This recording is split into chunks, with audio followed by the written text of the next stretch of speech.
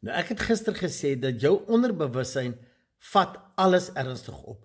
En hy is 'n getroue diensknegt. Alles waarop jy fokus, positief of negatief, vat hy as 'n opdrag. Hy moet meer aandag daaraan gee. Hy moet deel maak van jou vaste programme, van jou vaste reaksies. Met ander woorde, hierdie is uiters belangrik dat jy verstaan. Ons sit so baie keer, of dit by 'n braai is of by waar ook al, sit jy met pelle en gesels oor 'n klomp nonsens, 'n klomp negatiewe goed van die regering, of die politiek, of wat ook al, of wat in die wêreld gebeur het, wat eintlik niks met jou uit te waai het nie, waarin jy niks kan doen nie. Maar daai negatiewe goed word deel van jou onderbewussyn, en jou onderbewussyn gaan net meer daarop fokus om meer daarvan in jou lewe in te trek. En dis hoekom, as jy praat oor negatiewe goed in jou lewe, jy wil dit so graag oor en oor vertel. Jy gee kragte aan. So ek wil weer hê jy moet verstaan, dis uiters belangrik wat jy dink en praat, want jou brein werk daarop.